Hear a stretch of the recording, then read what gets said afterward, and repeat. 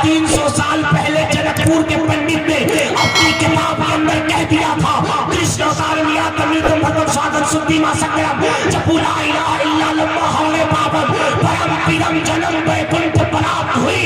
उसने कहा जो 350 साल पहले अहमद रजा ने अकीदा दिया था, वो अपने बाप का अकीदा नहीं दिया था, वो मदीने के सहाबा का अकीदा दिया था। क्या बात है, जिंदाबाद जिंदाबाद। वो मदीने के सहाबा का अकीदा था। और अकीदा क्या है? सबसे आला वो आला। दिल लगा के बोल सुन्नी, दिल लगा के बोल, ताकि दुनिया देख ले। रात को 12 बजे के बाद या तो कोई सयाना बोलता है या रसूल का दीवाना बोलता। क्या सबसे आला वो आला, सबसे वाला वो आला, अपने मौला का प्यारा, दोनों आलम का दूल्हा। और जब कोई कहे क्यों मांगते हो बाबा से, तो कहना कौन देता है देने को, मुंह चाहिए देने वाला है सच्चा। वो होता है जो गैरों की जबान पर भी हो, इतिहास वो होता है जो औरों की जुबान पर भी हो। मैं पहले बता दूं, गौस पाक का करम है, मेरे बारे में जिन्हें पता है। मैं रट के कोई बातें नहीं बोलता। जब इस फन पे मैंने कदम रखा, मैंने कहा यार इन गैरों की जबान को भी जरा से जांचना चाहिए, पढ़ना चाहिए। तो मुझे ये बात मालूम होगी कि अगर आधा मंत्र जानोगे और आधे मंत्र के बाद अगर सांप के घर में अगर हाथ डालोगे और मंत्र भूल जाओगे तो वो डस देगा। इसलिए जरूरी है कि पहले उसका पूरा तिरयाक होना, उसकी पूरी तहकीक होना। फिर बाज़ाब्ता हमने BHU में संस्कृत में MA किया। मकसद मेरा ये नहीं था कि मैं तुम्हें बताऊं कि मैं बहुत विद्वान हूं, मैं तुम्हें बताऊं कि बहुत वेल एजुकेटेड हूं, मैं तुम्हें बताऊं कि मुझे कई जबानों पर महारत है। अल्लाह की इज्जत की कसम, हजरत दाता की बारगाह में बहुत जिम्मेदारी से कह रहा हूं। बचपन से सीने में एक ललक थी कि मेरे आला हजरत ने जो मसलक दिया है, और वो मसलक क्या है? वो मसलक ये है, सबसे आला वो औला। यार दिल से कहते फरिश्ते तेरा नाम लिख लेंगे। सबसे आला वो औला, जिसका अकीदा जितना मजबूत बोल। मैं तुझे बताने जा रहा हूँ, ये जो अकीदा बरेली के इमाम ने दिया ना, 350 साल पहले जनकपुर के पंडित ने अपनी किताब के अंदर कह दिया था, कृष्ण सारमिया तमितम भगवत साधन शुद्धि मा संग्राम जपुला इलाहा इल्ला लम्मा हवे पावन परम पीरम जन्म वैकुंठ प्राप्त हुई। उसने कहा जो 350 साल पहले अहमद रजा ने अकीदा दिया था, वो अपने बाप का अकीदा नहीं दिया था, वो मदीने के सहाबा का अकीदा दिया था। क्या बात है, जिंदाबाद जिंदाबाद। वो मदीने के सहाबा का अकीदा था। और अकीदा क्या है? सबसे आला वो आला। दिल लगा के बोल सुन्नी, दिल लगा के बोल, ताकि दुनिया देख ले। रात को 12 बजे के बाद या तो कोई सयाना बोलता है या रसूल का दीवाना बोलता। क्या सबसे आला वो आला, सबसे वाला वो आला, अपने मौला का प्यारा, दोनों आलम का दूल्हा।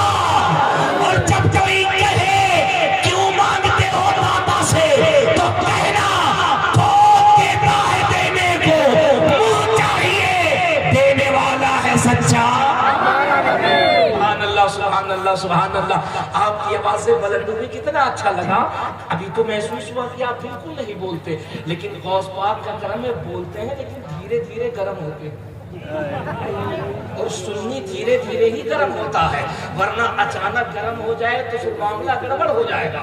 आहिस्ते आहिस्ते गर्म होता है, बात समझ में आती है। एक मरतबा और मुस्कुरा और दिल से कह दो या रसूल अल्लाह। मैं जमीन क्यों बना रहा हूँ? भीड़ भूम के लोगों, क्योंकि मुझे जो बातें आप तक पहुंचानी है वो बड़ी पार्केबल बात है। मेरे उलमा भी तवज्जो से सुने। जब हजरत ने तारीफ दी, मैं उस वक्त भी मुरादाबाद में था, और जो रात गुजरी है उस रात में भी मैं जामिया नईमिया के करीब जलसा पढ़ रहा था। और जो सुबह आएगी, यानी सुबह मेरी फ्लाइट है लखनऊ, और कल मुझे बरेली शरीफ में बिल्कुल दरगाह आला हजरत से महज 2-3 किलोमीटर की दूरी पर मुझे जलसे को खिताब करना है, जिसमें शब्बीर बरकाती और दीगर हजरात की आमद हो रही है। कहने का मकसद क्या है? क्या है? मकसद ये है कि पूरे हिंदुस्तान पे वलियों की हुकूमत हो रही है। जब वीर भूम, इसका मतलब तुमने कभी समझा? वीर के माने होते हैं बहादुर, वीर के माने होते हैं बहादुर, और भूमि कहते हैं जमीन को। तो वीर भूम का मतलब हुआ बहादुरों की जमीन। अब पता चला इसे वीर भूम क्यों कहते हैं। वो मुश्किल भूमि कहीं और होगी, जहां दादा महबूब होते हैं, वही जमीन बहादुरों की जमीन होती है। बहुत अच्छी तशबीह है, वाह वाह वाह वाह, क्या गुफ्तगू है। महबूब हो वही भूमि वीर होती है, और जो भूमि वीर होती है वही तो करीब नवाज के करीब होती है। सुभान अल्लाह। अब सुनो, पूरे भारत में हुकूमत कैसे। अल्लामा महबूब गौहर साहब, मैं आपकी खुशी से तवज्जो चाहूंगा। कल को एरियल वाला कहेगा कि चतुर्वेदी साहब रात आए थे, वो कह के चले गए पूरे भारत के बुजुर्गों की हुकूमत हो रही है। क्रिश्चियन कह देगा, बौद्ध कह देगा, सनातन कह देगा, शाश्वत कह देगा, बौद्धिस्ट कह देगा, यहूदी कह देगा, ईसाई कह देगा, मजूसी कह देगा, सलीबी कह देगा। दुनिया में जितने भी धर्म के लोग हैं कह देंगे। इतनी बड़ी बात कैसे कह सकते? मैं भी सोचने लगा यार ऐसे कैसे हो सकता है। लोग कहते हैं कि 75वां हम महोत्सव मना रहे हैं आजादी का, और लोग कहते हैं कि भारत आजाद है। बेशक आजाद है, लेकिन ये बात कहां से आ गई कि हुकूमत अल्लाह वालों की हो रही है। अब सुनो, मैंने जब इस पे तहकीक करनी शुरू की, मेरे हाथ एक किताब लगी। मैं अपने घर की बात नहीं बता रहा।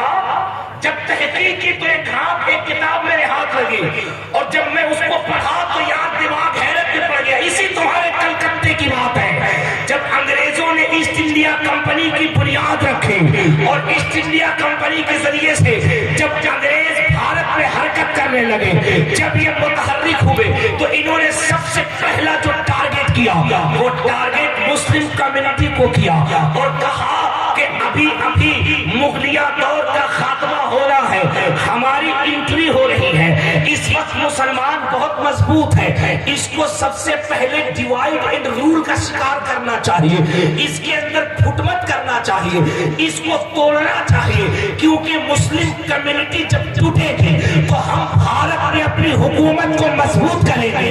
अब इस कम्युनिटी को तोड़ने के लिए उन्होंने अजीब अजीब हथकंडे इख्तियार किए। मौलवियों की खरीदारी की, किताबों की खरीदारी की, फतावे खरीदे, और अजीब अजीब नजरियात आवाम को दिए। लेकिन एक वीरभूम के कईयोर सुन्नियों, अपने नसीबे पे नाज करो।